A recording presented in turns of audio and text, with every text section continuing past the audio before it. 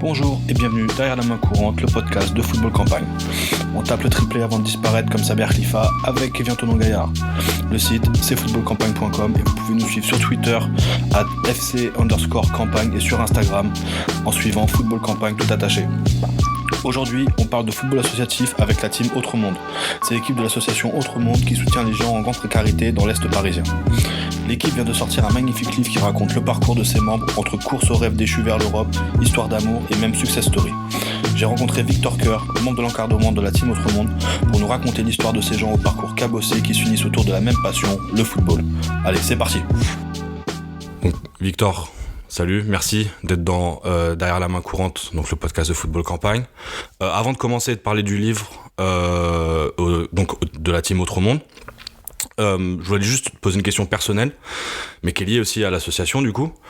C'est de savoir, en fait, c'est une question que je pose dans tous les podcasts. C'est la première question, c'est comment t'en es venu au foot, et par extension, après, pour arriver sur l'association, est-ce que tu peux me dire comment en fait, ce que t'as vu, comment toi ta carrière dans le foot, on va dire, ça t'a amené chez Autre Monde. Déjà merci Adrien de me recevoir derrière la main courante. Ouais. Un podcast que j'aime beaucoup et que j'invite tout le monde à écouter.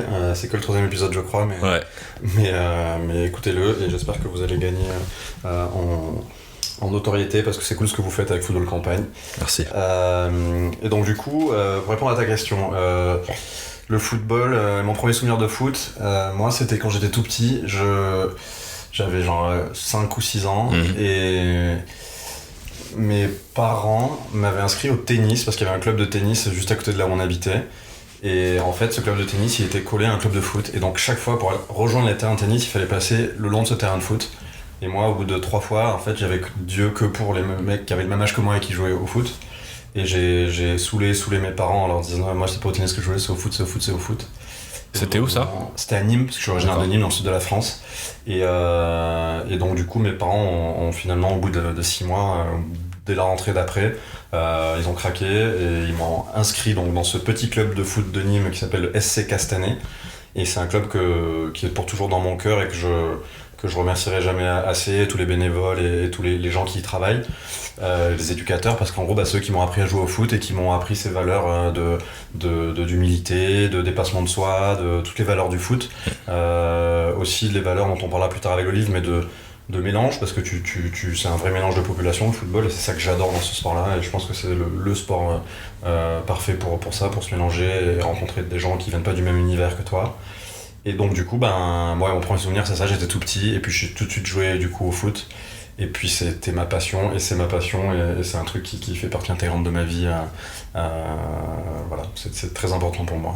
D'accord. Et du coup, là, tu joues encore ou maintenant Alors je vieillis, ouais. Je suis plus sur la fin de ma carrière, ouais. Mais je joue encore 2 fois par semaine, et même du coup plus que 2 fois avec l'association du coup, ouais. Parce que j'entraîne, ça me fait pas mal de jours et de soirées prises par le football. Du coup j'évite d'en regarder à la télé parce que vraiment sinon ça fait trop. En gros le lundi soir je joue en foot à 11 en championnat entreprise. D'accord. On a une super équipe qui s'appelle TF1 puisqu'on est un dérivé de la chaîne de télévision. Donc je joue avec cette équipe-là le lundi soir. Je joue le mercredi soir avec une bande de potes qui s'appelle l'Étoile filante ouzbek, en championnat Urban, Five, voilà, tous les mercredis soirs. Et depuis quasiment 10 ans on joue, et pareil on a une super team de potes, c'est génial. Et du coup le dimanche maintenant j'entraîne l'équipe Autre Monde dont on va parler et qui est le sujet du podcast avec le livre qu'on est en train de sortir. Et également aussi le mardi soir il y a les matchs de l'équipe de foot Autre Monde. Donc si je suis bon, lundi, mardi, mercredi, dimanche, je suis sur le terrain. D'accord. Voilà, c'est beaucoup, donc ouais. je peux pas faire tout ça tout le temps. Mais du coup, c'est vrai que le football rythme pas mal ma vie, comme tu peux le constater. Ouais. Quand et comment t'as rejoint l'association ? Alors, c'est un peu un concours de circonstances. Via mon taf, j'ai eu la chance d'être en relation avec Adidas parce que je travaillais avec eux. Et il y a un bénévole de l'association qui m'a contacté, un ami d'amis, et qui m'a dit on cherche des équipements pour notre équipe de foot. Moi, je connaissais pas Autre Monde. Ça, c'était il y a 2 ans. Et du coup, donc, le garçon qui s'appelle Tommy, qui est un des père fondateur de l'équipe de foot Autre Monde. On s'est rencontrés, moi j'ai joué les intermédiaires avec Adidas, et Adidas a tout de suite dit ok, on y va, on envoie des ballons, des maillots, des chaussettes, des chaussures à cette équipe. Et donc en jouant les intermédiaires, j'ai rencontré Tommy, j'ai rencontré l'équipe de foot, j'ai rencontré les autres bénévoles qui encadraient l'équipe, et du coup c'est comme ça que je les ai rencontrés, que j'ai découvert Autre Monde, l'équipe de foot, et que j'ai eu envie d'être bénévole à leur côté. D'accord. Donc on va présenter vite fait l'association. Alors dans le livre vous faites une petite intro justement par rapport à ça. Donc Autre Monde, ça a été créé en 94, c'est ça ? Ouais, ça a plus de 25 ans d'existence. Ouais. C'est dans le 20e arrondissement de Paris. Ok. Et franchement c'est une grosse asso. Alors je connais pas parfaitement le monde associatif puisque c'est la première vraiment dans laquelle je m'investis. Mais c'est une grosse association parisienne puisqu'il y a des salariés, déjà il y a 6 ou 7 personnes qui sont salariées. D'accord. Donc voilà, avec un peu de budget derrière, et il y a 300 bénévoles. Ok, ouais, donc c'est énorme. Voilà, il y a plein de gens qui connaissent l'asso, qui ont entendu parler, parce qu'ils font beaucoup de choses. En gros, c'est une association qui vient en aide aux personnes en situation de précarité, on va dire, et qui aide les gens les plus démunis. C'est une association de solidarité, on peut dire. Et donc du coup, ils font plein de choses. Ils font des maraudes pour distribuer des repas à des sans domicile fixe, ils accueillent des gens, ils les aident dans leur accès aux droits, ils donnent des cours de français, ils donnent des cours d'informatique, ils permettent de faire des ateliers d'art plastique, de poésie, il y a une époque il y avait même du rap pour ceux qui voulaient s'essayer. Enfin, ils permettent à ces gens-là qui n'ont pas peut-être accès à toutes ces choses-là de la vie, de leur donner cet accès-là gratuitement. Donc il y a aussi le sport dedans, il y a une section running, donc nous l'équipe de foot, et donc voilà, c'est une association une association de solidarité qui aide les plus démunis à avoir une vie un peu meilleure. Et il faut, avant de parler de l'équipe de foot, il faut, pour remettre en perspective, sans cette association-là, l'équipe de foot Autre Monde n'existerait pas. Bien sûr. Et le travail qu'ils font, les salariés, les bénévoles, l'équipe, le conseil d'administration, ils font un travail incroyable et j'en les remercierai jamais assez. Donc Raphaël qui est le président, et Marie qui est la déléguée générale, et toutes les équipes, Clémentine, Elodie, et toutes les équipes qui travaillent au quotidien chez Autre Monde, ils font un travail incroyable, et c'est grâce à eux si aujourd'hui nous existons, l'équipe de foot. D'accord. Le livre existe, et qu'il y a des gens très très défavorisés, qu'ils soient migrants ou pas, qui peuvent avoir une vie un peu meilleure. C'est vraiment grâce à ces gens-là, et je pense qu'on les remerciera jamais assez. Donc je voulais faire cette petite part. Ouais, bien sûr. Du coup, tu dis l'association, elle est à Paris dans le 20e, ouais. Mais vous agissez que dans cet arrondissement-là ou c'est plus Alors c'est une association vraiment du 20e qui travaille qui est vraiment présente sur cet arrondissement-là et les arrondissements limitrophes. Et honnêtement, il y a tellement de choses à faire déjà rien que dans ce quartier-là, que c'est déjà beaucoup, et que 6 salariés et 300 personnes, c'est presque pas assez si tu veux vraiment aider parce qu'il y a des quartiers quand même assez populaires et assez démunis, et donc du coup il y a du travail à faire, et donc du coup ça agit principalement donc sur ce territoire-là parisien, donc c'est le nord-est parisien, on va dire, le 20e et tout ce qui est nord-est parisien. D'accord. Les arrondissements limitrophes. Donc ok, vous êtes dans le 20e et tout ça, et c'est donc tu viens de parler de tout ça, et maintenant je voulais me focaliser peut-être sur l'équipe en elle-même. Ouais. Quand est-ce que cette équipe est née? Parce que donc l'association a 25 ans, mais l'équipe de foot elle existe depuis combien de temps? J'ai pas la date exacte de fondation parce que j'y étais pas, ouais. Mais c'était il y a 3-4 ans. D'accord. Et au début, je sais que ça a été très difficile parce que il a fallu déjà être suffisamment nombreux pour créer une équipe. Mm-hmm. Donc au début, c'était d'ailleurs que des entraînements. Et l'équipe n'était pas inscrite en championnat FSGT, donc tu avais juste des entraînements à proposer aux joueurs, et parfois, de temps en temps, un match amical à faire, donc tu avais moins une dynamique. Mmh. Et ce qu'on fait, donc les bénévoles, Alex, Tommy, Guillaume, Pierre, on pourra reparler d'eux après, parce que sans eux, l'équipe, elle n'existerait pas. Ce qu'ils ont fait à l'époque, donc il y a à peu près 2 ans, c'est qu'ils ont fait une campagne de financement participatif pour demander aux gens un peu d'argent pour payer des licences pour s'inscrire à un FSGT. Et c'est un peu ça aussi qui a lancé l'équipe et qui a permis d'avoir cette dynamique de on s'entraîne le dimanche, on joue le mardi, et du coup d'arriver à avoir une récurrence pour les garçons, de se dire ok, je sais que tous les dimanches j'ai entraînement, et le mardi si je viens à l'entraînement je peux aller jouer le match. Donc ça c'est la 2e année qu'on est en championnat FSGT. Donc voilà, l'équipe est assez jeune, et malheureusement la 2e année qui commençait plutôt bien parce qu'on avait perdu un match de justesse, gagné notre second match et l'équipe était bien, là on avait fait des bons entraînements, tout ça, on avait des bonnes recrues, malheureusement le confinement et tout ça a tout foutu en l'air. D'accord. Voilà, mais donc du coup ça fait 3-4 ans l'équipe existe et 2 ans qu'on est officiellement en championnat FSGT. Du coup Parce que moi, par exemple, je connais pas le championnat FSGT. C'est quoi exactement? C'est un championnat, donc c'est du foot à 7, c'est ça? En foot à 7, c'est un championnat c'est local, loisir amateur. On joue que Paris, banlieue parisienne. Nous, on joue beaucoup à la Courneuve, un grand complexe sportif de la Courneuve. On joue beaucoup au Parc des Sports de l'Île de Puteaux. Okay. Donc voilà, on joue aux portes de Paris sur des terrains donc synthétiques, foot à 7, et on joue des équipes soit d'associations comme nous, mais ça peut être des associations, une bande de potes qui a monté une association, ça peut être une entreprise qui a son équipe de foot, voilà, c'est du foot corpo, associatif, voilà. D'accord. Et c'était quoi, alors tu m'as dit que t'étais pas au début de l'équipe de foot, mais c'était quoi l'idée quand l'équipe de foot elle a été créée? En fait, d'où c'est venu cette idée de créer, de rajouter ça à l'association qui a déjà pas mal d'activités? Ouais, c'est une très bonne question, et en fait c'est venu du constat que donc, les bénéficiaires de l'association, il y avait de plus en plus de jeunes africains, beaucoup, donc migrants ou réfugiés, tu vois, qui venaient à l'association. On savait que c'était des mecs qui avaient une appétence pour le football, mais on pouvait pas leur proposer de jouer. Et du coup, en fait, naturellement, on s'est rendu compte que ça a été une demande, en fait, une demande des mecs de se dire ah ouais, il y a une section running, on peut faire de l'art plastique, on peut faire ça, mais nous, ce qu'on a envie, c'est juste jouer au foot. Et donc, du coup, assez naturellement, les gens de l'association se sont dit montons une team de foot, et c'est comme ça que c'est né. Et bon, ça a mis un peu de temps, hein, mais c'est né comme ça de la demande finalement des bénéficiaires de l'association de jouer au foot.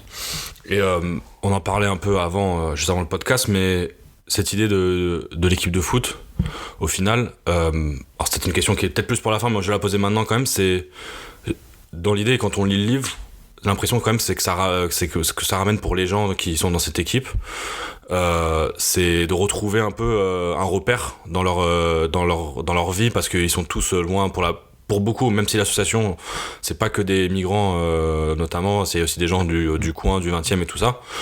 Ça leur donne un repère qu'ils avaient en fait quand ils étaient dans leur pays d'origine en fait.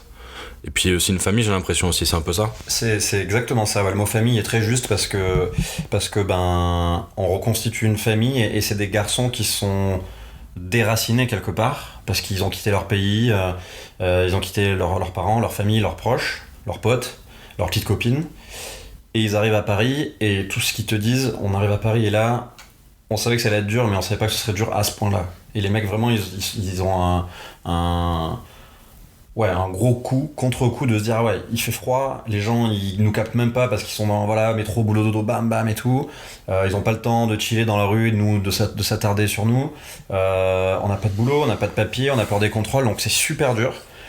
Donc ils sont vraiment un peu livrés à eux-mêmes, et comme je disais tout à l'heure, déracinés. Et donc c'est pour ça que j'aime bien le terme que tu as employé de famille. Effectivement, nous l'équipe de foot, presque le foot c'est un prétexte en fait. Ça pourrait être du rugby, ça pourrait être du badminton, j'en sais rien, tu vois, ça pourrait être de la course à pied, voilà.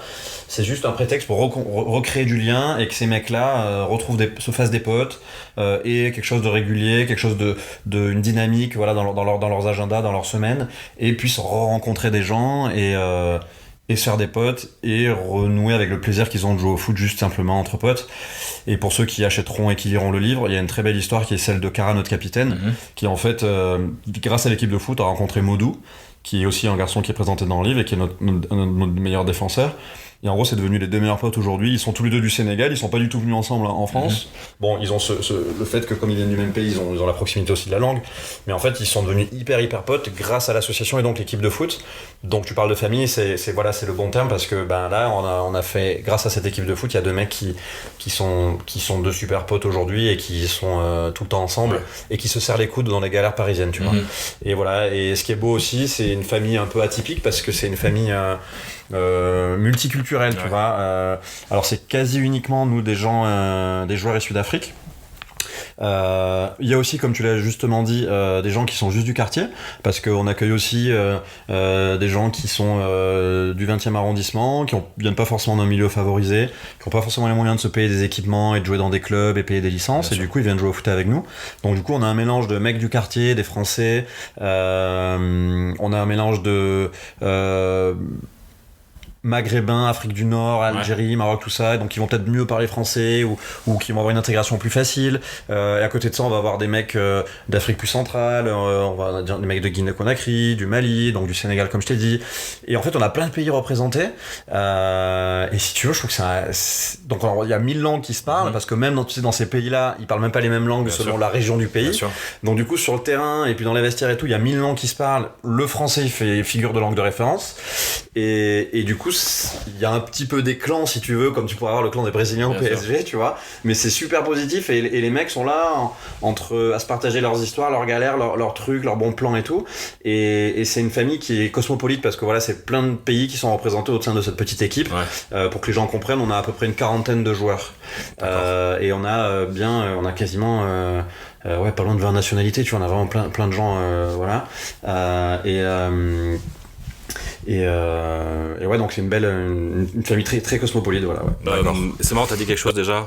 Il y a un truc que j'ai noté, t'as dit le football c'est un prétexte, ce qui est un peu une des devises chez nous pour Football Campagne. C'est un peu le football est un prétexte pour faire tout ce qu'on fait. Donc déjà ça, puis en fait quand tu parles de ça et ce que j'ai compris via le livre, c'est quelque chose que j'ai l'impression de saisir aussi à un niveau autre. Étant vivant à l'étranger moi-même et notamment avec Jérémy avec qui je fais Football Campagne et qui est un ancien coéquipier à toi dans l'Étoile filante Ouzbek. Tout à fait. Il y a vraiment ce truc moi ce que j'ai réalisé en partant vivre à l'étranger, c'est que vite en fait tu te retournes vers des gens de ta nationalité assez au début pour avoir des repères, et notamment quand tu me racontes l'histoire de Kara et Modou par exemple, le fait que l'équipe de foot amène ça, je trouve que c'est vachement bien parce que les gens se rendent pas compte. Alors moi personnellement je suis parti à Londres, j'avais un peu d'argent, enfin là c'est pas du tout dans le même contexte que les gens de l'association, donc tu vois c'était beaucoup plus confortable clairement, mais quand même mentalement c'est important d'avoir des repères. Et j'ai l'impression que l'association fait ça, mais l'équipe de foot ramène ça et c'est super. Et moi je pense, c'est très important et ça se voit bien dans le livre que c'est ça que vous ramenez justement, cette chose qui est importante. Et puis en plus il y a une histoire. Alors c'est ce que tu viens de dire en fait. Un peu bêtement on dirait on apparaît que c'est un réseau, mais je veux dire c'est juste de rencontrer des gens et de se faire des nouveaux amis. Ça donne, je pense, une impression pour eux, comme ça a pu me la donner personnellement.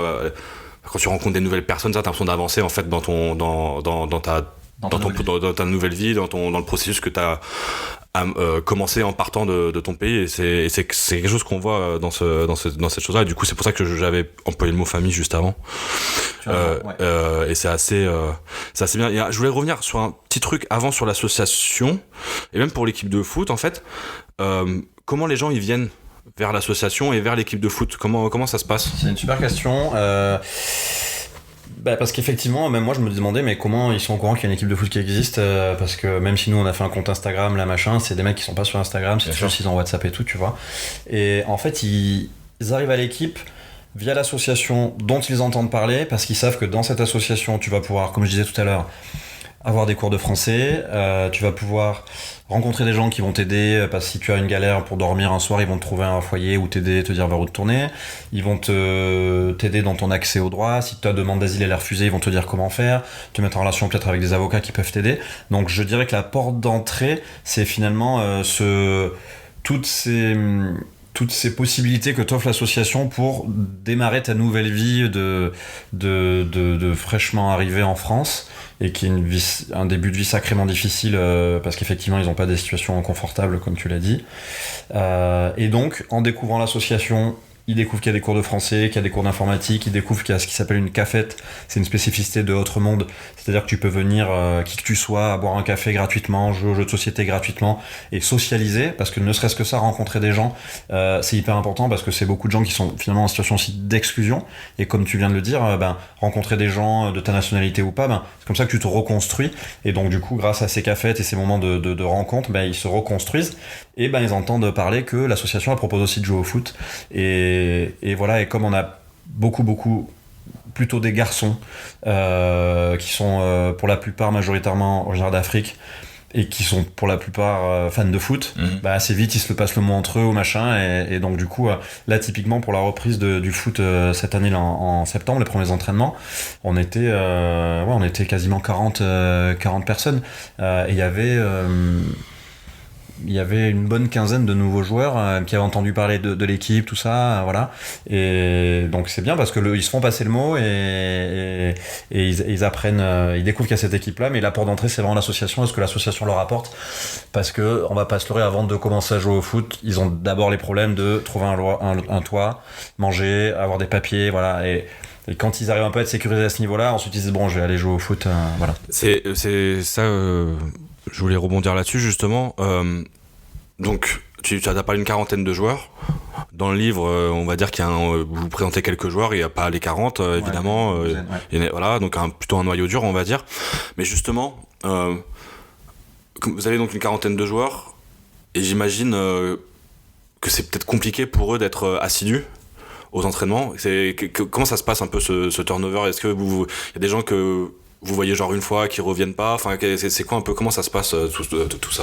Ouais, il y a un gros turnover, et le plus dur, c'est d'arriver à je sais pas si c'est fédérer le terme, mais à avoir une récurrence et faire revenir les garçons, parce que ils enchaînent les galères quotidiennes.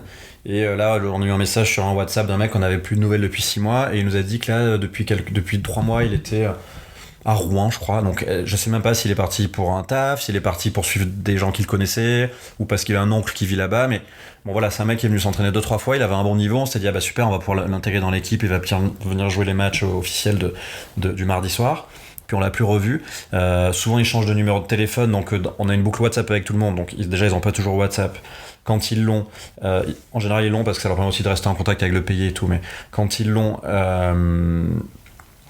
parfois ils changent de numéro, parfois ils te répondent pas, du coup tu perds le fil. Donc c'est assez dur d'avoir une récurrence. Et dans le livre, on présente un noyau dur de 12 joueurs, qui sont les 12 plus anciens, voilà. Il y en a une vingtaine qu'on arrive à avoir assez souvent, mais je parlais de 40 tout à l'heure, on en a vraiment 20 où c'est hyper fluctuant, et parfois d'un mois sur l'autre ça va pas être les mêmes, ils vont revenir, puis ils ont des problèmes, des galères, donc ça c'est dur. Et ce qu'on essaie de le faire le mieux, mais je pense qu'il faut qu'on s'améliore encore, c'est arriver à garder ce contact et arriver à pas perdre des joueurs en route qui pourraient pas recevoir le message de l'entraînement ou que sais-je. Parfois il est arrivé qu'il y a une mauvaise communication, où certains joueurs viennent à l'association pour s'entraîner alors que le rendez-vous était donné au stade, ils ont pas eu l'info, ils sont devant l'asso, le stade il faut prendre le bus, ils peuvent pas se payer le bus, donc du coup ils viennent pas s'entraîner. Bon voilà, on essaie de faire au mieux pour pas perdre les joueurs, mais c'est pas facile de garder ce groupe et de faire en sorte qu'ils viennent régulièrement. Pouvoir jouer au foot en club comme toi et comme plein de gens qui vont nous écouter, on sait déjà que c'est dur dans un club d'avoir tout le monde à tous les entraînements, à tous les matchs et tout.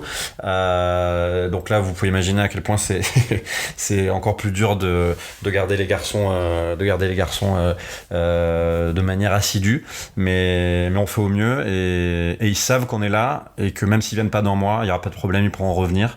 Et l'équipe, elle sera toujours là pour leur ouvrir les bras et les accueillir à nouveau. Ça, ils savent que c'est un accueil inconditionnel et qu'ils pourront toujours trouver une famille auprès de l'équipe, que ce soit le dimanche ou le mardi pour les matchs. D'accord. J'allais dire, mais c'est déjà quand même pas mal de choses, pas mal de difficultés. J'allais dire, est-ce qu'il y a d'autres difficultés inhérentes à... On va pas parler des choses matérielles, mais juste à gérer tout un groupe aussi gros de gens dans de telles situations est-ce qu'il y a d'autres difficultés que vous rencontrez comme ça au niveau de l'équipe? Tu parles nous du point de vue des bénévoles dans l'organisation? Plus même avec les joueurs, parce qu'il y a d'autres problèmes qui arrivent, parce que leur histoire, comme tu dis, il y en a, ils disparaissent, ils reviennent 6 mois plus tard. Ça c'est une chose, mais est-ce qu'il y a d'autres choses, par exemple, comme ça, qui peuvent arriver? Ouais, comme tout groupe d'humains, je dirais, oui, il y a des problèmes. Parfois il arrive qu'il y ait des problèmes entre joueurs déjà, comme dans n'importe quelle équipe de foot presque. Voilà, deux mecs de nationalités différentes qui vont pas s'entendre, donc ils vont s'insulter chacun dans leur langue, donc faut un peu calmer les esprits. C'est quand même des mecs qui parfois peuvent être, ils sont très philosophes sur leur vie, et je trouve que les gens qui liront le livre le découvriront, mais c'est impressionnant la manière dont ils relativisent et dont ils sont un petit peu philosophes, je trouve, de leur propre situation. Mais certains sont un peu plus écorchés vifs, sont un peu plus, à fleur de peau. Et donc du coup parfois il suffit d'un mauvais tacle d'entraînement, d'un truc qu'ils comprennent pas ou quoi, et ça peut un peu s'échauffer, tu vois. Donc ça c'est des choses, on essaie de tempérer, on essaie de calmer, nous, du côté bénévole, tout ça. Y en a qui ont des égos un peu, donc du coup si jamais ils sont pas titulaires, ils peuvent mal le prendre, ou ils comprennent pas pourquoi un autre joueur va être convoqué le mardi et pas eux. Donc voilà, en fait j'ai envie de te dire, c'est con, mais c'est un peu comme dans une vraie équipe de foot. d'un côté, je dirais que c'est exacerbé par le fait qu'ils sont dans des situations difficiles, et en même temps, c'est aussi amoindri, parce que les mecs, ils se relativent vachement, ils savent qu'il y a d'autres choses dans la vie que le foot, et il n'y a aucune attitude que je trouve qu'ils peuvent être un peu détestables dans le football, d'un peu star, genre ouais moi je suis pas convoqué parce que je m'estime meilleur et tout. Eux c'est plus genre parce qu'ils se sentent touchés de pas être convoqués, pas convoqués parce qu'on essaie de convoquer tout le monde et de faire jouer les plus réguliers, mais c'est plus tu vois comment dire, il y a aucune attitude individualiste, et ça c'est super beau je trouve, parce que je pense que c'est des garçons qui pour arriver là ils se sont serrés les coudes, et quand ils sont montés sur des bateaux en Libye et tout, bah ils étaient avec des mecs qui connaissaient pas, et tu te serres les coudes pour faire la traversée, tu vois, et donc je pense que c'est des mecs qui ont en eux le partage et le collectif. Mais parfois, effectivement, comme dans tout groupe humain, bah oui, il y a des échauffourées, il y a des trucs et tout, mais c'est vraiment à la marge, tu vois. Et je trouve que l'état d'esprit, pour avoir beaucoup joué au foot dans plein d'équipes, l'état d'esprit, je trouve qu'il est meilleur que dans un club de foot lambda, parce que les mecs ils se tirent la bourre, parce qu'ils veulent être numéro 9, et parce qu'ils veulent marquer plus de buts que machin, et parce qu'ils veulent se faire recruter par le gros club de la région, parce qu'ils espèrent être pro. Il y a parfois des états d'esprit un peu puants dans le foot, et tu le sais aussi bien que moi, et là ça on n'a pas du tout, et je trouve que c'est hyper agréable, et en même temps ils ont une rage de gagner, une rage de vaincre quand ils rentrent sur le terrain. Il y a un truc qui se dégage de cette équipe, tu te dis ah ouais, ils lâchent tout ce qu'ils ont, et alors parfois il y a un peu trop d'engagement parce que certains c'est des colosses et tout, mais ouais, ils ont aussi au fond d'eux cette rage de jouer, de gagner, de réussir, mais toujours dans un bon état d'esprit, et toujours vraiment dans le respect, je trouve. Il y a vraiment un mot, je trouve, qui est important, et que nous on essaye d'insuffler, et que eux ils ont en eux, c'est cette notion de respect de leurs coéquipiers et d'eux-mêmes bien entendu, et des adversaires. Oui, ce que j'allais dire, ça va me faire rebondir sur il y a peut-être un côté aussi quand tu me dis que justement ils tirent tous un peu dans le même sens au final. Ouais. C'est peut-être lié aussi en fait à leur situation. Il y a pas une sorte d'empathie en fait entre eux, en fait, parce qu'ils savent tous qu'ils sont dans des situations assez similaires, même si encore une fois, comme on dit, il y a des gens qui sont autant du coin que des gens qui sont des migrants qui sont en France depuis peu de temps par exemple. Ils ont tous, j'ai l'impression que le fait qu'au final ça marche bien, qu'ils tirent tous dans le même sens, c'est peut-être lié au fait qu'ils savent que malgré tu peux avoir Kara, donc justement qui est d'origine sénégalaise, avec un autre joueur par exemple, il y en a j'ai oublié son nom, qui est d'origine algérienne par exemple, et qui sont en France pour deux raisons complètement différentes. Je vais pas spoiler Kiredine, Kiredine en France, qui est venu par choix mais par amour aussi, mais au final ils sont quand même c'est deux situations complètement différentes, mais ils tirent dans le même sens parce qu'ils sont un peu dans la même difficulté au final, et ils sont ensemble quoi. Enfin, l'unité fait la force, l'union fait la force un peu. Ils ont pas le même background, ils ont pas quitté leur pays pour les mêmes raisons. Il y en a qui sont dans l'équipe et qui n'ont même pas quitté le pays puisqu'ils sont français. Mais ils sont dans des situations de difficulté est-ce que je vais pouvoir me nourrir, est-ce que je suis sûr que là où je dors je vais pouvoir continuer d'y dormir, donc ils partagent ça.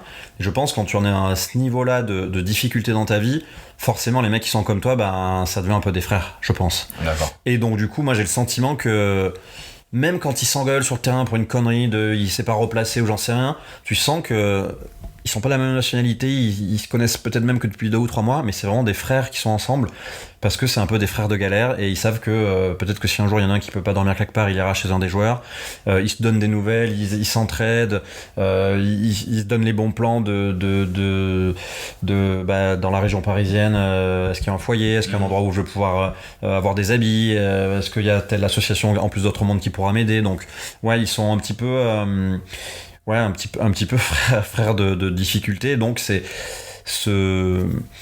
cette situation de précarité dans laquelle ils sont, ça les rapproche en fait. Ouais.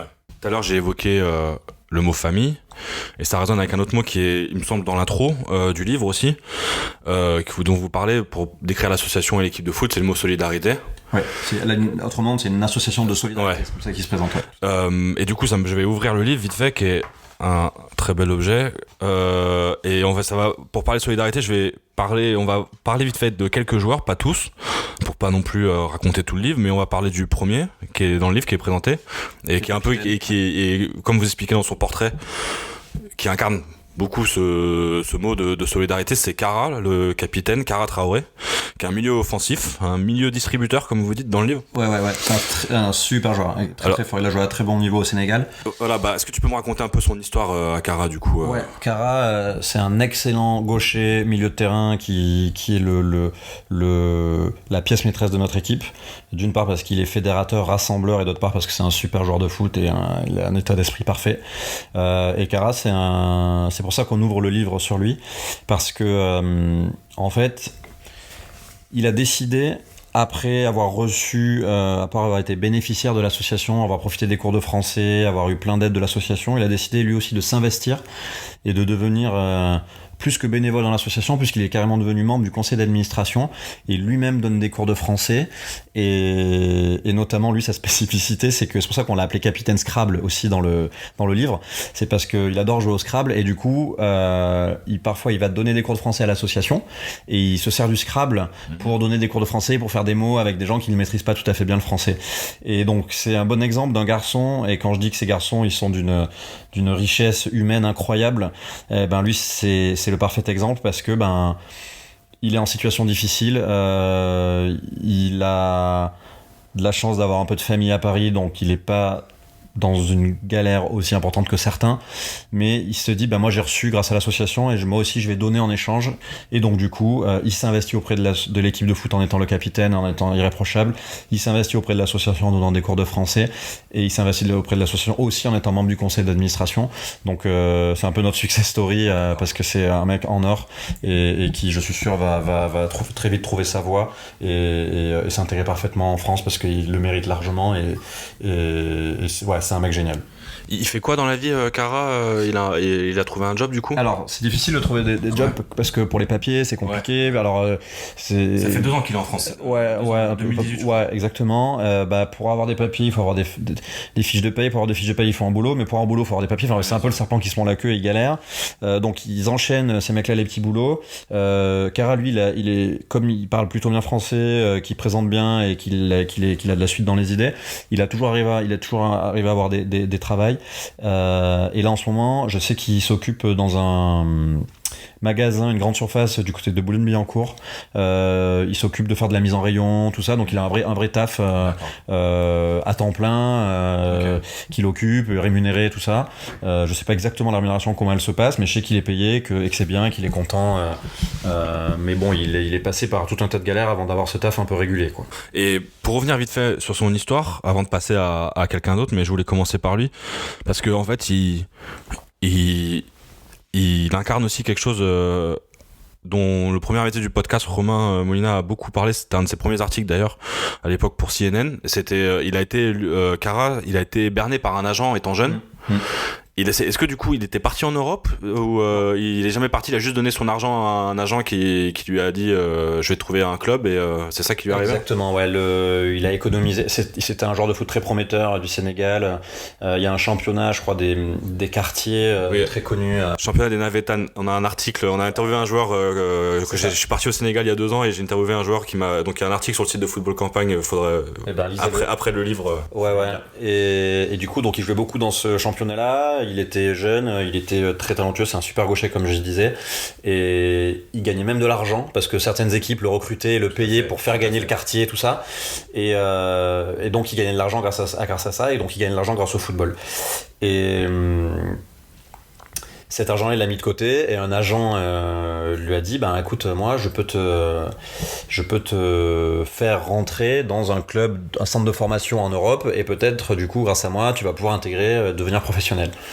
Et donc une fois que Kara a mis toutes ses économies de côté entre les mains de cet agent qui devait lui payer les billets d'avion et je sais pas tout ce qu'il lui avait promis, l'argent il a disparu, et Kara l'a jamais revu, ce mec-là. Mais Kara, il est philosophe, et comme il le dit dans le livre, il en parle sans amertume, et il a réussi à faire une croix là-dessus. Et bon, il est quand même venu en France quelques années après, quand il a pu économiser. Il a réussi à se payer un billet d'avion, il est venu en France, et il a tenté sa chance, parce que c'est un footballeur très, très talentueux. Il a tenté sa chance dans quelques centres de formation et en région parisienne. Il avait 2-3 touches, mais en fait, ta priorité, c'est quand même de manger et de dormir. Et en fait, malheureusement, il a dû un peu décrocher du football. Bien sûr. Et quand avec le nombre de personnes qui sont dans une situation peut-être pas confortable mais normale en France, qui cherchent déjà à percer dans le football, quand toi en plus de ça, tu es migrant ou réfugié, c'est dur il y a quelques exceptions, hein, mais c'est très très difficile. Donc malheureusement, il a dû un petit peu décrocher du football. Il s'est aussi rendu compte, et il me l'a dit avec beaucoup de justesse, qu'il y avait un niveau footballistique très élevé en France et en Europe, et il s'attendait pas à ce que ce soit à ce niveau-là. Il nous a dit, voilà, nous parfois on croit un peu naïvement en Afrique qu'on va arriver, parce qu'on est fort en Afrique, qu'on va arriver en Europe ou en France, qu'on va être meilleur, parce que il m'a dit un peu avec le sourire, mais il m'a dit on va un peu croire que comme vous êtes dans un confort financier ou un confort tout court, d'avoir des logements, de bien vous nourrir et tout, vous allez être un peu des flemmards ou quoi. Et en fait il me disait, mais en fait sur le terrain le niveau il est hyper élevé. Et il pensait aussi que le physique tu vois, que lui c'est un super gabarit, tu vois, qu'il allait être plus puissant que des joueurs européens. Mais il m'a dit, mais en fait en Europe et en France il y a plein de gars qui sont africains comme moi, peut-être qu'ils sont nés en France, mais du coup ouais. Et donc du coup c'est pas mal je dirais pas de désillusion, mais une sorte de se rendre compte, de réaliser qu'en fait c'est super super super dur de devenir joueur de foot pro, et qu'il y en a que très très très très peu qui y arrivent. Et qu'il me disait, malheureusement, j'essaie de le dire aux petits frères qui sont restés au pays, que c'est un objectif qui est quand même très très très dur à atteindre, et qu'il vaut mieux faire peut-être des études que se dire je vais devenir footballeur professionnel, même si ça fait rêver tout le monde. La chance elle est tellement infime que il faut peut-être se concentrer sur d'autres choses, garder le football comme un loisir, et parce que c'est un sport magnifique qui permet de mélanger les gens et d'avoir des émotions incroyables, mais d'en faire son métier c'est quand même très dur. Du coup on va parler d'un autre joueur, un jeune, parce que je crois que Kara il a 32 ans. 30 piges, ouais. Là on va parler d'Ibrahim Sidibé, qui est ivoirien et qui a 20 ans, qui a un milieu et qui a une histoire assez compliquée. Est-ce que tu peux nous le raconter un peu? Ouais, c'est le joueur qui fait la couverture du livre. D'accord. Parce qu'il a une gueule de ouf, hein, comme tu peux voir là dans les pages du livre, et il est hyper photogénique. Ouais, et puis tu vois dans ses yeux et dans son visage qu'il a traversé des épreuves, et qu'il n'est pas fait du même bois que nous. Et ben oui, donc quand vous lirez le livre, vous découvrirez qu'il a traversé des sacrées épreuves, puisqu'il était gamin en Côte d'Ivoire, et que c'était à l'époque du conflit entre Alassane Ouattara, Laurent Gbagbo et toutes ces choses-là un peu atroces. Et donc il a été enrôlé comme enfant soldat. Il avait, je crois, 12 ou 13 ans, et en gros, il nous a expliqué que soit tu deviens enfant soldat, soit limite... On te suit, quoi. Ouais. Donc au début, il a dit non, et donc il te tue pas tout de suite, il t'attache à un arbre, pour te dire le niveau comme c'est hardcore. Et au bout d'un moment, t'es obligé de devenir... de prendre les armes, quoi, tu vois. Et il me disait que c'est des conflits qui n'ont ni queue ni tête, tu sais même pas sur qui tu tires, il sait même pas s'il a tué des gens ou pas, s'il a tiré ou pas, voilà, sa famille s'est fait décimer. Il a trouvé son père mort dans leur petite cabane où ils habitaient, son père décédé depuis 10 jours, le corps machin, donc vraiment c'est un grand gaillard, très fort. Quand il en parle, l'armure s'est un peu fendue, et on sentait que c'était dur de le sortir, mais il a tenu à nous expliquer cette histoire-là, et il nous a demandé que ce soit dans le livre. Donc du coup on a suivi sa demande, et donc voilà, il a été enfant soldat, et il nous a donné une anecdote. Comme tout le monde a les mêmes armes, vient peut-être même du même village, et ils ont les mêmes habits des treillis qui sont posés au milieu des villages, pour savoir si la personne qui est en face de toi, elle est dans ton camp ou pas, ils avaient un nom de code qui était tu as du feu. Et si l'autre te répondait mets de l'eau, ouais, c'est qu'il était avec toi. Et s'il te répondait pas mets de l'eau, et c'était que c'était ton ennemi, qu'il fallait lui tirer dessus. Donc pour te dire le bazar que c'est dans ces conflits-là, où finalement tu fais la guerre, tu sais même pas contre qui.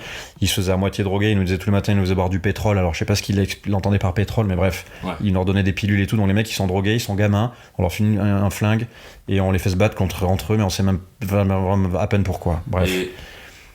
En plus, comment il est arrivé en France du coup Et donc du coup il a quitté cet enfer et il a bien fait, et il a enchaîné les galères dans tous les pays. Il est passé par le Mali, je crois, il a remonté plusieurs pays, Burkina Faso pardon, il a remonté jusqu'en Afrique du Nord et Alger, ouais, jusqu'à Alger, où il a sympathisé avec un monsieur algérien adorable qui l'a un petit peu accueilli, soutenu, et qui lui a donné du travail et qui lui a permis d'économiser. Je crois qu'il faisait du travail dans la maçonnerie, et puis il a économisé. Il a fini par traverser la Méditerranée sur un bateau du côté de Ceuta. Puis il est arrivé en Espagne, où il a pas passé beaucoup de temps, jusqu'à se retrouver à Bordeaux de mémoire. Et de Bordeaux, il a passé 2 jours, pareil, de galère, et il est arrivé à Paris. Mais ça a été un long périple, hein, d'enfants soldats en Côte d'Ivoire jusqu'à arriver. On parle en années. Hein. Il n'est pas arrivé en un mois ou quoi, le temps de quitter le pays, traverser les pays. 6 mois à gauche, 6 mois à droite, machin. Il a mis plusieurs années jusqu'à arriver aujourd'hui en France. Et c'est pour ça que aussi il est sur la couverture du livre, parce qu'au-delà du fait qu'il a beaucoup de charisme, il incarne une histoire incroyable et une force mentale et physique d'ailleurs il a encore une cicatrice à la main de barbelé qu'il a escaladé, une force mentale et physique de voilà, la vie elle lui a pas fait de cadeau, et lui il surmonte tout ça. Et aujourd'hui, quand tu parles avec ce garçon là, il se plaint pas. Il râle pas sur sa situation, il prend du recul, et quand je compare à peut-être nous, dans nos parfois on râle, on se plaint de certaines choses, et tu relativises énormément quand tu dis putain, ce mec là il a traversé tout ça, il a perdu toute sa famille, il avait 6 frères et sœurs, il en a plus, il a plus ses parents non plus, et du coup là il est en France et le mec ne se plaint pas, quoi. Donc du coup tu te dis ah oui, ok, il y a des mecs qui sont quand même beaucoup plusieurs crans au-dessus dans comment dire, la manière d'appréhender la vie, et la manière de franchir les étapes et les barrières qui se dressent face à eux. Et Dieu sait qu'il y en a, et voilà, il garde le smile, et sur la couverture on voit bien qu'il a son sourire, qui est, voilà, c'est un garçon très très touchant. Vraiment, avant d'avoir lu son histoire dans le livre, et que j'ai juste vu les photos, il dégage quand même quelque chose. Tu sens que voilà, sans voir déjà, tu sens qu'il dégage quelque chose, je trouve. C'est assez fou. Et il fait quoi aujourd'hui du coup à Paris? Comment il arrive à vivre? C'est très dur parce qu'il parle pas bien français, quasiment pas. Il galère avec les papiers. J'ai jamais réussi à comprendre comment il survivait, parce qu'on est en train de parler de survie là. Je sais qu'il arrive à dormir sous un toit parce qu'il est dans un foyer, un endroit où il dorme à 5 ou 6 dans un tout petit appartement, et il dort par terre dans la cuisine, il m'a dit. Au moins il a un toit et des gens avec lui, mais je sais pas du tout s'il gagne de l'argent. Je pense qu'il vit de que l'aide que peuvent lui apporter les associations, un repas par-ci, une veste par-là. Nous, quand ils viennent jouer au foot, je sais pas si on l'a dit, mais nous, bien entendu, on fournit tout aux joueurs, on paye les licences, on leur fournit les équipements, les shorts, les chaussettes, l'hiver, les sweats s'il faut. Nous, on fournit tout parce qu'ils ont rien. Et donc voilà, je sais pas trop comment il arrive à subvenir à ses besoins qui sont les plus primaires. Donc je sais qu'il peut dormir et qu'il a un toit, mais pour se nourrir, je sais pas. Juste pour terminer sur Ibrahim, il incarne aussi autre chose dont tu parlais juste un peu plus tôt. Je crois qu'il fait mention vite fait sur une ligne, je sais plus si c'était lui. Il me semble que parfois il a tendance un peu c'est sur le terrain, à s'énerver, et tu vois, c'est un peu quelque chose dont tu parlais tout à l'heure, c'est-à-dire que il peut y avoir des tensions et tout ça. Lui, c'est ça aussi un peu que j'ai compris, j'ai réalisé en lisant le livre, c'est que oui, en fait, sur le terrain, le profil de ces gens, en fait, à un moment, il peut rejaillir quand même sur le terrain, et j'ai l'impression qu'il représente pas mal ça. Ouais, c'est vrai qu'Ibrahim, c'est avec lui qu'on a peut-être le plus de difficultés de canalisation, parce que c'est une force de la nature. Il a de l'énergie à revendre, il a une envie. Et je pense que s'il en est là aujourd'hui, qu'il a franchi toutes ces étapes et traversé tous ces pays et toutes ces frontières, c'est parce qu'il a une envie débordante, et que c'est un être humain à part et unique et d'une puissance incroyable. Mais du coup, sur le terrain, en l'entraînement, parfois, il a tellement envie de donner qu'il en met trop, si tu veux. Et donc, il peut faire mal à quelqu'un, il peut blesser un adversaire. Donc, on est tout le temps obligé de le tempérer. Il y a du feu qui bout en lui, quoi, tu vois. Et donc, nous, notre rôle, c'est de le tempérer, de le canaliser, et qu'il mette toute cette énergie dans la bonne direction, on va dire. Et donc, oui, franchement, il y a toujours un entraînement où il y a quasiment un problème, ou parce qu'il a mis trop d'engagement, tu vois. Et on peut pas lui en vouloir, parce que c'est juste que lui, il est là, et tout ce qu'il fait, en fait, il le fait à fond, ce mec-là. Bien sûr. Et il le fait toujours pour gagner, pour machin, et s'il y a une course à faire, même si c'est l'entraînement, même s'il peut, et même si c'est la fin d'entraînement, la course, il va la faire pas à 100%, à 200%, tu vois. Et donc, du coup, on essaie de canaliser cette énergie incroyable qu'il a, et il le comprend, parce que c'est un mec super intelligent, et il sait que parfois il en met trop, et qu'il en veut trop, et qu'il engueule ses coéquipiers parce qu'ils ont pas fait le geste défensif qu'il fallait, parce qu'ils ont été ils ont été fatigués ou que sais-je. Et voilà, on essaie de le canaliser, mais lui il incarne bien ça, et voilà, et c'est cette force et cette énergie qu'il a, c'est vrai que j'ai jamais vu personne d'autre sur un terrain de foot, et ça fait 30 ans, mais 20 ans que je joue au foot, 25 ans même. J'ai jamais vu des gens sur un terrain avec autant de fougue et d'énergie et de force, tu vois. Mais il faut que ce soit dans le bon sens du terme, donc on essaye de le canaliser. Alors, on va faire un troisième joueur. On va parler de Kheireddine, qui vient d'Algérie. Kheireddine Jeffel. Et c'est un peu c'est un peu l'opposé de l'histoire, on va dire, d'Ibrahim, parce que lui, il est venu en France à cause d'une histoire d'amour. Et alors, est-ce que tu peux me raconter un peu son histoire et qui il est, sa personnalité un peu Ouais, alors on va pas dire à cause d'une histoire d'amour, on va dire grâce. c'est une histoire d'amour, ouais. Kheireddine, c'est lui qui a décidé d'être ici aujourd'hui, alors qu'il avait sa vie, son boulot et tout ce qu'il fallait en Algérie. Il était très heureux. Il n'a pas quitté l'Algérie parce que l'Algérie ne lui allait pas, même si il nous a dit qu'il préférait quand même la vie en France où il y a un peu plus de liberté. Mais son histoire, rapidement on va la faire, mais elle est très surprenante. Il était policier en fait en Algérie, et il était à l'aéroport de Timimoun, qui est au niveau du désert.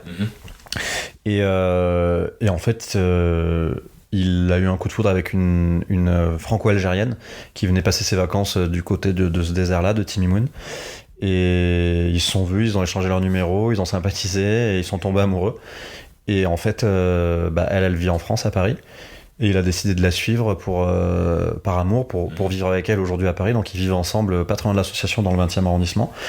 Et ils se sont mariés en Algérie, et ils sont aussi mariés à Paris, et aujourd'hui il vit en France, il joue au foot avec nous, même s'il avait une vie qui lui allait très bien en Algérie. Là il a décidé de suivre sa femme, sa compagne aujourd'hui, et l'histoire est très belle, et il n'empêche que c'est quand même des galères de trouver du boulot, les papiers il les a, Kheireddine, mais c'est quand même compliqué, tu trouves pas du taf en claquant des doigts. Donc lui c'est plus simple, parce que comme il a les papiers, là en ce moment il travaille, il a monté un statut d'auto-entrepreneur, il travaille comme convoyeur de véhicules quand il faut amener d'une station de location de voiture à une autre, une voiture, tu vois, il fait ce genre de choses, donc il arrive à travailler, mais il était pas dans le besoin, si tu veux. Il a pas quitté son pays parce que c'était des galères ou que sais-je, comme les autres, ou comme Ibrahima, où il y avait une guerre civile, tu vois. Lui il l'a quitté parce qu'il est tombé amoureux de sa compagne, et j'ai aussi aujourd'hui de la France, il est super heureux d'être en France. C'est quoi sa personnalité dans l'équipe, au milieu du groupe? Il apporte quoi? C'est un garçon d'une générosité incroyable, et c'est vrai que les Algériens, les Marocains sont vraiment très très généreux, hein. Et petite anecdote d'ailleurs, donc il habite avec sa compagne et avec la mère de sa compagne, qui elle est algérienne, et sa copine elle est franco-algérienne, et on a voulu faire l'été dernier une bouffe de fin d'année avec les joueurs, et à chaque fois les joueurs ils se charriaient sur le meilleur couscous, et Kheireddine disait que le meilleur couscous c'était le couscous algérien. Et donc lui avec sa belle-mère, ils ont préparé un couscous pour 15 joueurs. Donc t'imagines, pour une famille qui a pas de revenus, ils ont absolument insisté pour qu'on ne leur donne même pas 1 euro. Nous on voulait, avec l'association, leur payer la viande, le couscous et tout, tu vois. Ils ont préparé un couscous hyper généreux, et ils l'ont offert aux joueurs pour que le repas de fin d'année soit un couscous qu'eux ont préparé. Et donc du coup, si tu veux, cette générosité là, elle te touche, elle te marque, et tu te dis putain, on connaît plein de gens qui ont des bons salaires, des bons tafs et tout, et qui sont peut-être pas si généreux que ça, et en fait tu te rends compte que parfois la générosité tu la retrouves finalement dans des gens qui sont dans le besoin. et qui sont généreux envers les gens qui sont comme eux dans le besoin. Et ça m'a marqué parce que moi, tu vois, dans mon entourage ou quoi, j'ai jamais connu quelqu'un qui a, si bien sûr, tu te fais inviter chez des potes à bouffer et tout, mais là, une telle preuve de générosité pour des gens qui ont pas un rond et qui préparent un couscous pour 15 personnes, 15 mecs qui ont des appétits de loup en plus, d'ogre plutôt. Je trouve que ça symbolise bien Kheireddine et cette générosité qui fait tout son charme. En plus d'être un très beau garçon, comme vous pouvez le voir sur les photos, c'est un sacré beau gosse. Il a un sourire qui irradie vraiment quand il est dans le vestiaire. Ouais, c'est un mec en or vraiment. C'est cool, et on va parler d'un dernier joueur. Parce qu'on va pas raconter le portrait de tous les joueurs, mais après on pourra citer les autres, et puis tu pourras, enfin, pêle-mêle, on pourra parler un peu de l'effectif, et puis même parler de l'ambiance en général, parce qu'on en a parlé un peu au début, mais j'aimerais bien en reparler un peu après. On va parler d'un joueur qui incarne bien le mot solidarité dont j'ai parlé tout à l'heure. Je tombe pile sur sa page. Samy. Et tu vas me dire pourquoi il incarne la solidarité que l'association nous défend. Je te laisse raconter un peu son histoire. Ouais, Samy, c'est une très belle trajectoire parce que il est né à Paris et sa mère qui avait quitté son pays d'origine, alors je sais plus si c'est Maroc ou Algérie, j'espère que Samy m'en voudra pas, j'ai un petit trou de mémoire. Sa maman était bénéficiaire de l'association Autre Monde. Comme on a dit tout à l'heure en début de discussion, ça a plus de 25 ans, Autre Monde. Et donc sa maman, il y a un peu plus de 20 ans, quand elle est arrivée à Paris, elle a profité de l'aide que lui offrait l'association, parce qu'elle s'est installée dans le 20e arrondissement, à côté de l'asso. Et en fait, Samy, depuis qu'il est tout petit, il profite de ce que offre l'association, que ce soit des vêtements, que ce soit de temps en temps des repas. L'association organise des Noëls, donc Samy il a déjà passé des Noëls avec les gens de l'association, que ce soit des activités sportives, je sais qu'ils font des sorties culturelles, tout ça. Et en fait, Samy, c'est un peu comment on pourrait dire qu'on a un pur produit d'un centre de formation. On a Samy qui est un pur produit d'Autre Monde parce qu'il a grandi toujours accompagné par l'association qui était un petit peu là à côté quand il en avait besoin, lui ou sa mère. Et sa mère, qui aujourd'hui est bien implantée en France, a une super situation, elle a décidé de rendre à l'association et donc elle est aujourd'hui bénévole dans l'association. Donc elle est passée de bénéficiaire à bénévole et je trouve que c'est une très belle histoire.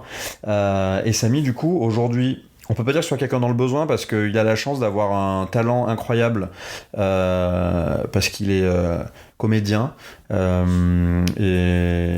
il a une vraie présence et du coup il vient à l'assaut parce que lui a tellement apporté cette association que lui aussi il veut rendre et il pourrait, s'il voulait, se payer une licence dans un club de foot, mais en fait lui ce qu'il préfère c'est venir jouer avec les mecs d'Autre Monde. Donc du coup on a un garçon comme ça qui détonne un peu, mais en même temps c'est aussi ça Autre Monde, c'est des mecs du quartier, des mecs qui viennent de l'autre bout du monde. Et Samy, alors voilà pourquoi on l'a surnommé l'enfant prodige dans le livre, parce que sa maman, dont on a parlé, dont on a beaucoup parlé, et qui a d'ailleurs lu le livre et qui a adoré le texte qu'on a écrit dessus, depuis qu'il est tout petit, il a souvent inscrit à des castings pour qu'il fasse soit dans des publicités ou qu'il soit dans des courts-métrages ou des films, tout ça, qu'il soit figurant, tout ça. Et en fait, ça porte ses fruits parce que là, dernièrement, il a été retenu pour une pub, pour jouer dans une pub que tous les amateurs de foot connaissent, parce que c'est la pub c'est pour un site de paris sportif, où un enfant est porté comme le roi lion parce qu'il a fait les meilleurs paris par un colosse, et le garçon qui est porté c'est Samy parce qu'il est assez petit et du coup il est porté comme l'enfant prodige et il est dans les bras de ce colosse et il salue toute une foule qui se met à genoux et qui prie devant lui parce que c'est le roi des paris sportifs. Et ce mec de la pub sur qui le gros plan, la pub se termine sur ce gros plan là, c'est Samy, c'est notre mascotte de l'équipe de foot Autre Monde. Et malgré le fait qu'il ait sa petite notoriété, qu'il soit maintenant un peu figurant dans l'équipe de rap, tout ça, qu'il commence à percer dans ce qu'il aime faire, il n'empêche qu'il vient tout le temps jouer au foot avec nous. Il joue un peu à tous les postes et souvent il joue gardien de but parce qu'on n'a pas de gardien et c'est souvent Samy qui s'y colle. Et je le remercie d'ailleurs à chaque fois parce que heureusement. Mais du coup, c'est une histoire. Autant on a comme la super belle histoire de Kheireddine qui a quitté l'Algérie pour une histoire d'amour, on a une super belle histoire de Samy qui réussit dans sa vie.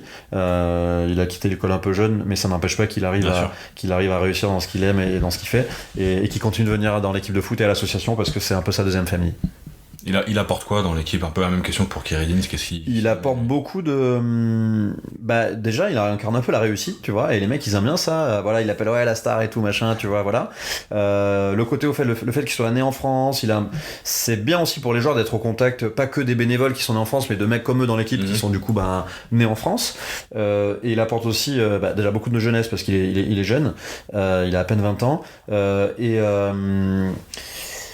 Et ouais, c'est un peu lui qui va mettre les mecs au courant des derniers morceaux de rap qui sont écoutés. Tu vois, il apporte un peu je trouve c'est une sorte de passerelle entre les garçons qui sont réfugiés ou migrants depuis quelques mois ou quelques années et qui ont pas à 100%, ils sont pas à 100% dans une vie française ou parisienne, et lui du coup il leur fait écouter le dernier morceau, il leur parle d'une marque de fringues, enfin tu vois, et du coup ça permet c'est une sorte d'intégration si tu veux, il facilite l'intégration, je trouve, tu vois, c'est un vrai, tu vois, je trouve que c'est un vrai trait d'union, une vraie passerelle entre une vie d'un mec qui aurait grandi à Paris dans le 20e et les mecs qui eux n'ont pas grandi à Paris dans le 20e parce qu'ils ont grandi dans leur pays mais qui sont aujourd'hui ici. Et lui, je trouve qu'il apporte ce truc-là d'intégration, je trouve vraiment. Ouais. C'est une belle histoire aussi. Et donc on va passer sur les autres parce qu'on va pas raconter tout le livre quand même, mais il y a plein d'autres joueurs, donc il y a une douzaine de portraits comme on dit. Il y a Moussa qui vient de Mauritanie. Ouais, Moussa qui vient de Mauritanie avec son meilleur pote Ismaïla. Donc d'accord. Des histoires assez ouf. Ils viennent du même bled en Mauritanie. Ils sont pas arrivés ensemble en France, mais ils sont dans la communauté mauritanienne qui vit à Paris. Tu parlais. Il y a Abdourahmane qui est un des plus anciens. Donc Abdourahmane et Étienne sont deux portraits qu'on fait également. Ce sont deux des plus anciens de l'équipe qui étaient là vraiment au tout début. Et qui sont vraiment les grands frères qui accompagnent les plus jeunes, qui ont connu les galères, qui aujourd'hui parlent bien français et qui vraiment aident les nouveaux à s'intégrer. Et on n'a pas le temps d'en parler, mais on aurait pu en parler un peu plus d'Abdou parce que c'est vraiment le grand frère, et Étienne aussi qui aident les plus jeunes à vivre en France du mieux possible. Ibrahim, on en a parlé. Alors bien sûr, on a notre mascotte, c'est Osama, qui a une présence incroyable sur les photos, vous verrez, hyper charismatique, et on s'attendait pas à ce que ce soit à ce point-là quand on l'a shooté, et franchement c'est dingue comme ça ressort. Qui vient de Belleville lui, je crois. Ouais, Osama c'est pareil, c'est un mec du quartier, il a grandi ici, sa grande fierté d'avoir la double nationalité et tout, et voilà, qui est un garçon particulier parce que il a quelques troubles parfois physiques et aussi un peu mentaux, et son histoire est très touchante, donc je vous invite à la lire. C'est vraiment notre mascotte, et c'est pas le meilleur sur le terrain, loin de là, mais il n'empêche qu'on le fait tout le temps jouer. Il est tout le temps convoqué le mardi soir parce qu'il est là tous les dimanches, il vient s'entraîner et il fait toujours de son mieux, et c'est un mec très très attachant, donc voilà, c'est pour ça que c'est notre mascotte.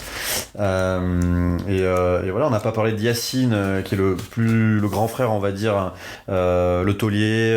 Il a son travail, il est bien, il a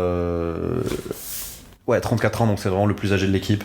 Il taffe, tout ça, il parle très bien français. C'est presque comme si c'était un bénévole en fait, parce que tu vois, parfois nous il arrivait qu'aucun des bénévoles ne puisse se libérer pour aller jouer des matchs, et c'est Yacine qui est vraiment le mec sur qui on peut toujours compter, qui a supervisé l'équipe et qui joue le rôle de bénévole, donc c'est une des personnes pareil, un petit peu indiscutable dans l'équipe.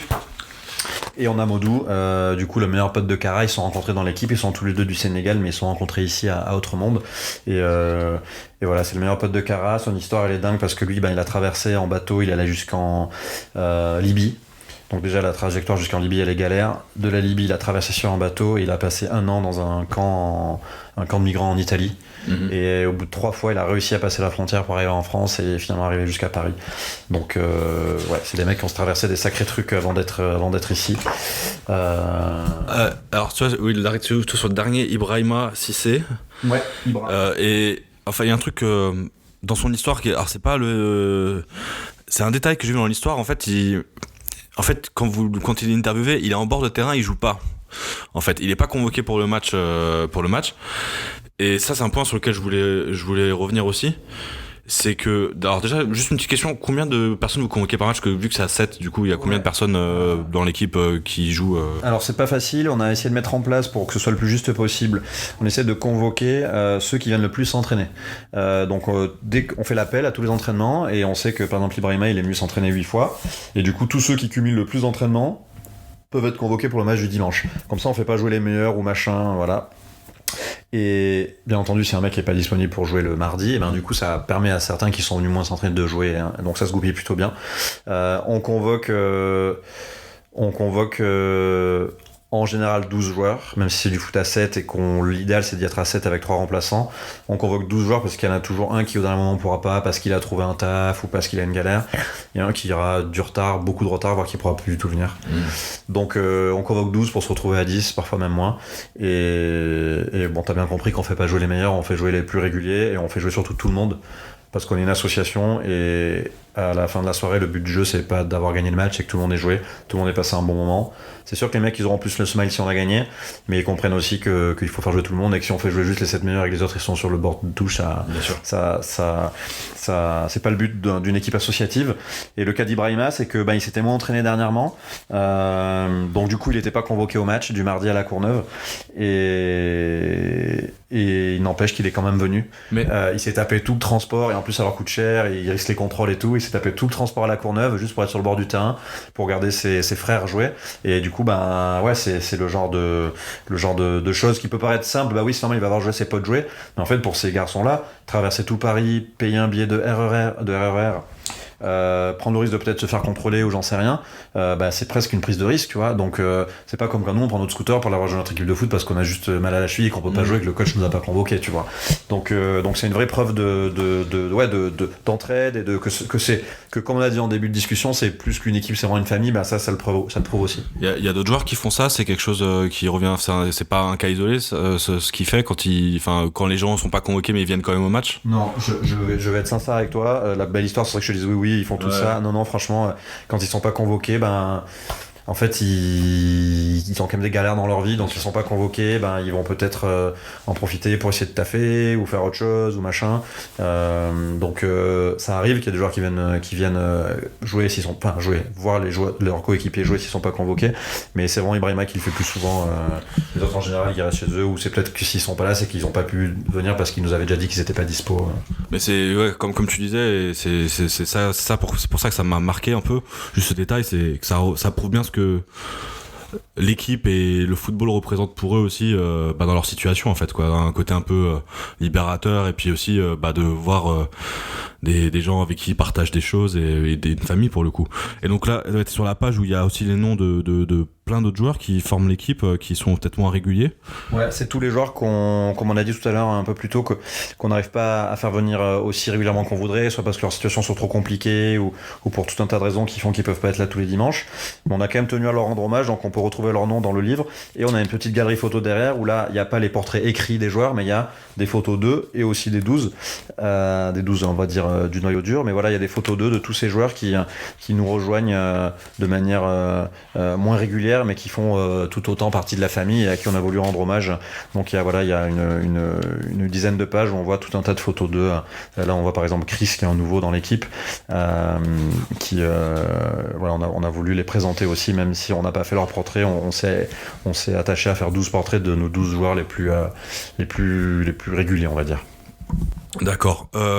Et on a parlé des joueurs et je voulais poser une dernière question autour de l'équipe, mais celle-là, elle te concerne plus toi et l'équipe de bénévoles. Tu m'as dit en off qu'il y avait 8 bénévoles autour de l'équipe. Ouais. Et c'est quoi votre rôle exactement autour de l'équipe ? Alors déjà, je l'ai dit tout à l'heure, je sais pas si on était enregistré, mais l'équipe sans Alexandre, Nicolas, Guillaume, Pierre, Tim et Tommy, l'équipe elle n'existerait pas parce que ils étaient tous là avant moi. Alors moi aujourd'hui je viens parler du livre parce que je m'en suis plus particulièrement occupé, mais il faut pas oublier que s'il y avait pas l'équipe, il y aurait pas le livre, et s'il y avait pas les garçons dont je viens de parler, il y aurait pas d'équipe, tu vois. Donc ces garçons là, il faut vraiment donc ces bénévoles qui s'occupent de l'équipe de foot avec moi, il faut vraiment les remercier. Je les remercierai jamais assez de m'avoir intégré dans leur groupe.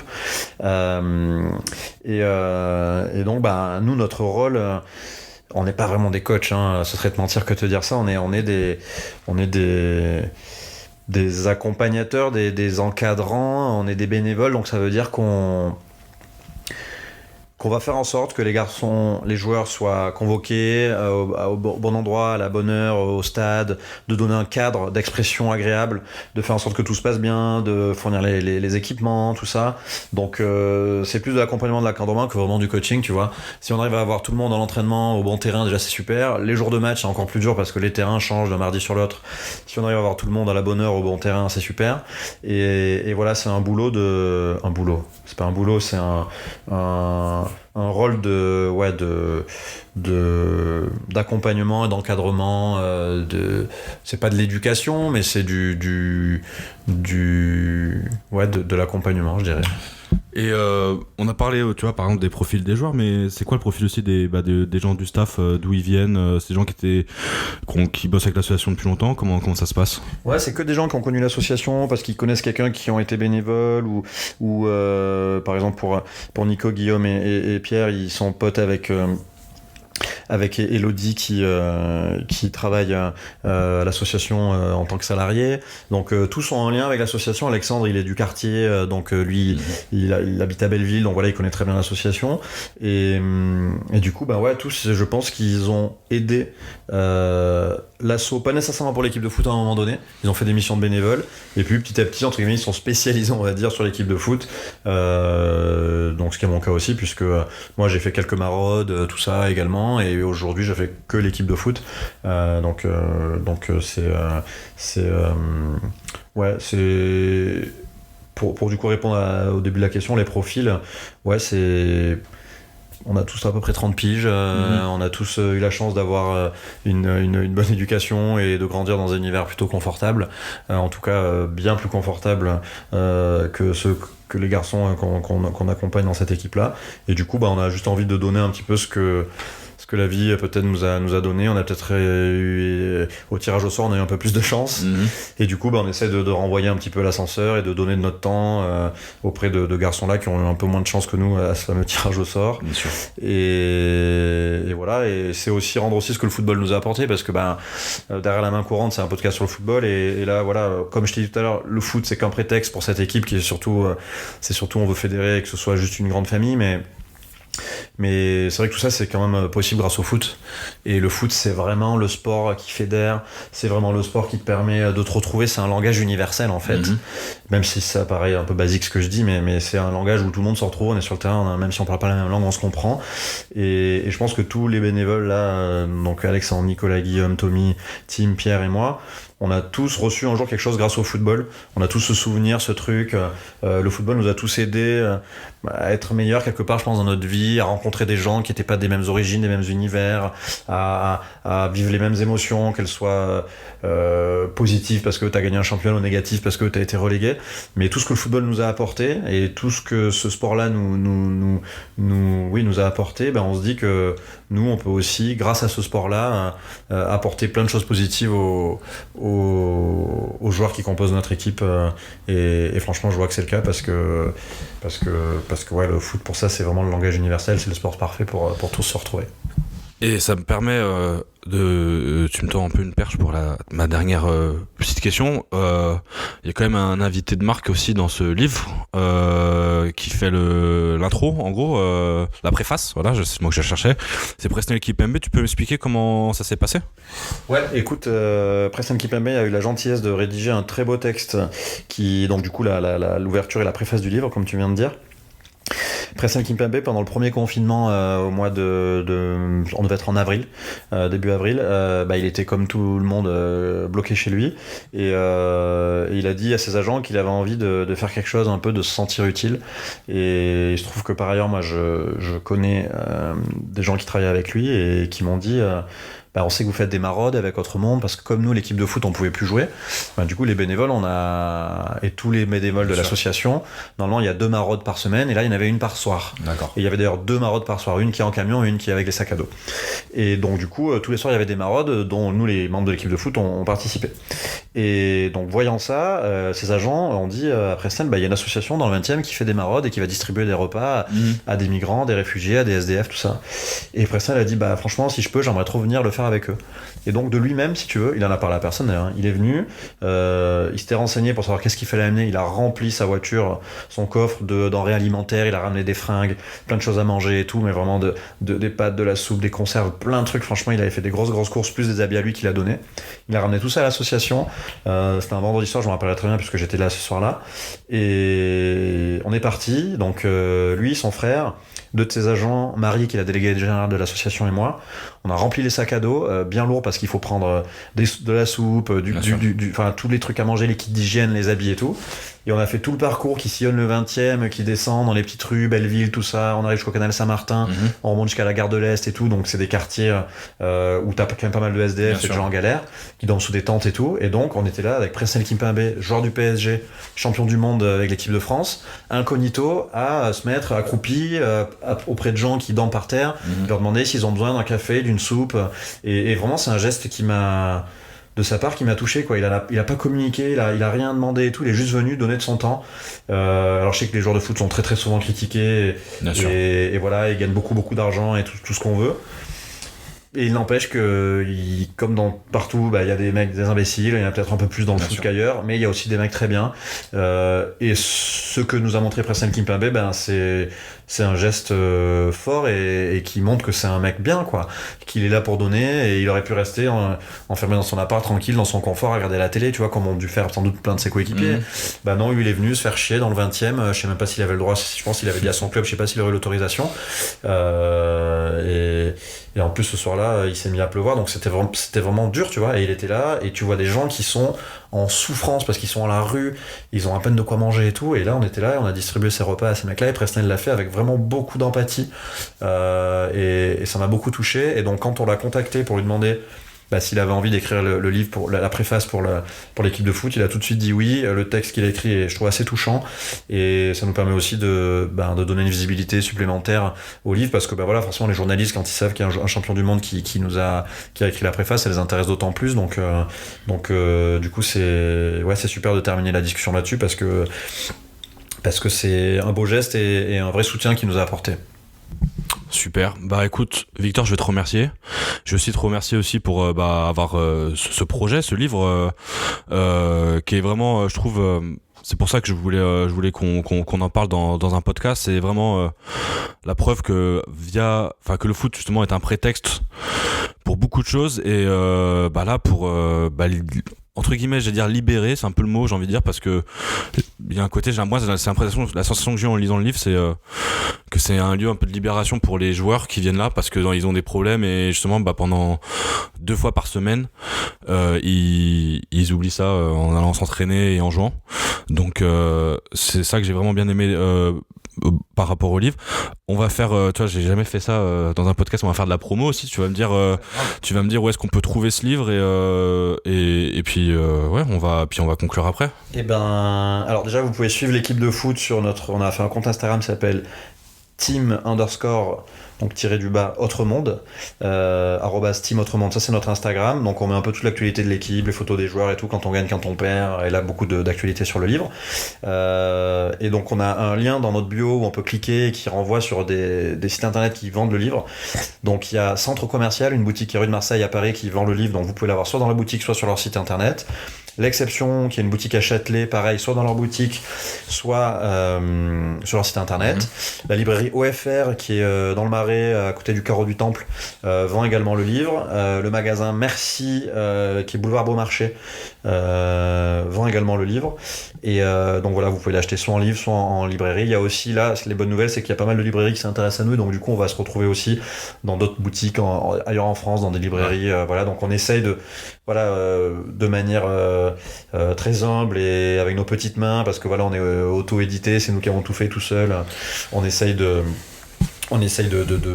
une visibilité un peu nationale, donc on espère que ce podcast va nous aider à toucher le plus de monde et à vendre le plus de livres possible. Et j'aimerais terminer également en remerciant du fond du cœur, sans jeu de mots avec mon nom de famille, Jonathan et Jonathan qui ont fait tout le graphisme du livre. Parce qu'en fait l'idée elle est venue de leur travail incroyable qu'ils ont réalisé et on s'est dit mais c'est tellement beau qu'il faudra en faire un livre.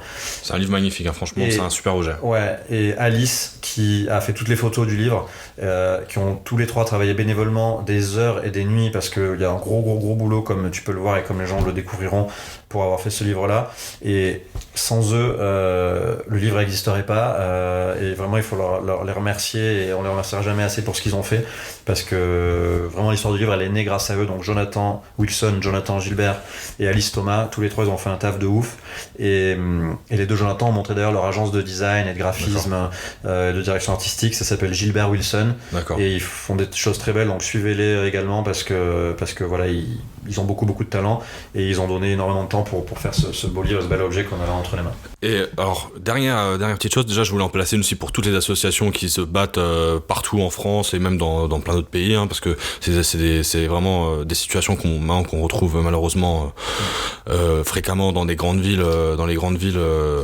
occidentales.